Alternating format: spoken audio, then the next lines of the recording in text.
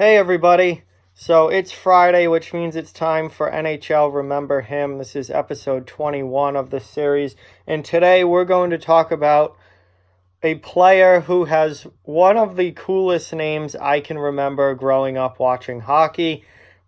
Guy who I watched for a long time with the Buffalo Sabres, Maxim Afinogenov. He was a great player, great name to say. And if you played those mid-2000s NHL video games like NHL 06, 07, he was a great player to have on your team in those games. Player with a ton of potential. Honestly, he had some big seasons. Injuries played a big role in holding him back offensively, I think, because there were many seasons that he missed significant time with injury. But honestly, when I went back to do this video and research everything for this video, I kind of thought he would. I was expecting to see bigger numbers than what I ended up seeing, but his career high in goals was only 24, and which came in his last season in the NHL. His career high in points was a very impressive 73, and he had a couple of 61-point seasons as well. But overall, his point totals were not as high as I was expecting. And then I looked at the games played, and I realized that, how much that the missed time and the injuries and, really affected how good of a player he was at the NHL level. Because it always seemed like in those video games, he was always rated really high. He was borderline a first-line talent on paper. And, potential-wise, he could have been a first-line talent. But numbers-wise, he always was more of a second, third-line type guy, and that's because injuries held him back a lot. But anyway, Afinogenov played 651 games in the NHL, scoring 158 goals, 273 assists for 395 points. On top of that, he played 49 playoff games, scoring 10 goals and 13 assists for 23 playoff points. He was drafted in the 1997 draft in the third round by the Buffalo Sabres, and he began his career in Buffalo and played almost his entire NHL career in Buffalo. From 1999 till 2009, he played all with the Sabres. His final year in the NHL came in 2009-2010, which he spent with the Atlanta Thrashers. He actually scored his career high in goals that year with 24, also had 61 points that season, and overall had a very, very good year. Also played all 82 games.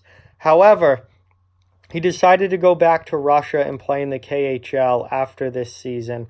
And I don't know the full reasoning behind that. Maybe, I don't know if he just wanted to go back home or if injuries were playing a role. I know his last year in Atlanta, he spent on a pretty cheap contract because of all the injury issues he had in Buffalo, especially his last couple of years in Buffalo. So, it might have been a thing where he wasn't getting the big offers that he was hoping for, and it wasn't really worth it for him to stay in the NHL anymore. And I'm sure he got a bigger offer out of the KHL. Especially if you remember back, some of you might not be old enough to remember this as well, but if you're my age and older, the 2009, 2010, like the late 2000s and early 2010s, the KHL, I don't want to say was trying to necessarily compete with the NHL, because there's no competing with the NHL on a world stage as far as hockey goes. But the KHL was almost trying to take players, especially Russian and other European players, big name players, away from the NHL and bring them to the KHL. And some of those KHL teams that had money and had really, really wealthy owners were just throwing massive contracts around this time period. So I don't remember if Afinogenov maybe got a massive contract from the KHL just trying to get him out of the NHL and draw him back to Russia. Because quite frankly, there was a lot of that going on around this time period, the late 2000s and early 2010s, because it seemed like the KHL was, in a way, trying to compete with the NHL. They were trying to draw big-name European and Russian players out of the NHL and bring them to the KHL for marketability and making that league bigger. I mean, we know that Jaromir Jagr went to the KHL for a while. Ilya Kovalchuk eventually ditched for the KHL. But later on, Pavel Datsyuk, when he was about done at the NHL level, went on to the KHL. Afinogenov was, maybe not the name recognition of a Kovalchuk or a Jagr, but he was, only one step or so below that. And, that could have been a big reason why he went to the KHL, because he wasn't getting those offers from the NHL, and the KHL at that time would have jumped all over that, given him a massive contract and brought him back to Russia. But, he really could have played a lot longer in the NHL. His last season was by no means, worthy of being a last season. 24 goals, 37 assists, 61 points. That's a great year for a second-line player in the NHL. A great year. So, he could have played longer, but he decided to go back to Russia at that time for, any number of reasons. But still, very, very good, solid NHL career. Second-line guy for most of it. He had 4 20-goal seasons at the NHL level. He had 170-point season, 260-point seasons, and a whole lot of games missed because of injuries, which definitely put a damper on his career. But he played 10 seasons exactly in the NHL, and 651 games, 395 points in those 651 games. So that is actually pretty darn good. Certainly not point per game or anything like that, but as a second line guy, that's very, very respectable. And then 23 playoff points in 49 playoff games.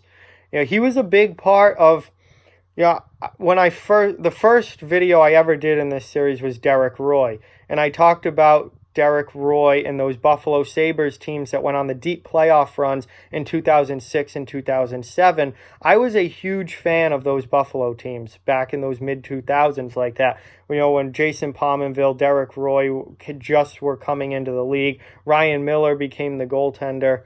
And Max Afinogenov was a big player and a big part of those teams. That's back when they had like Chris Drury and Jay McKee on defense. Now I'm going back into nostalgia mode. Like those Sabres teams that went on those playoff runs in 06 and 07 were just so much fun to watch. And I loved those teams.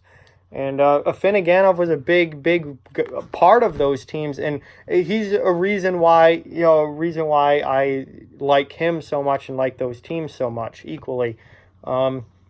And he's just he was a fun player to watch, really fast, really fast player, could skate like the wind, good hands, really fun player to watch. If you never got to watch him play in his prime, definitely go back and watch some highlights, because he was a fun player. And watch some of those Buffalo games. I'm sure there's probably some, you can find them on YouTube or somewhere.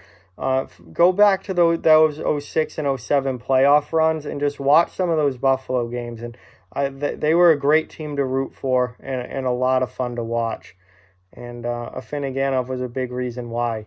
So one of my favorite kind of unknown, forgotten about players was Max Afinogenov. Great name, awesome to say. Really fun to hear him say it in video games. When the announcers, Afinogenov with the shot.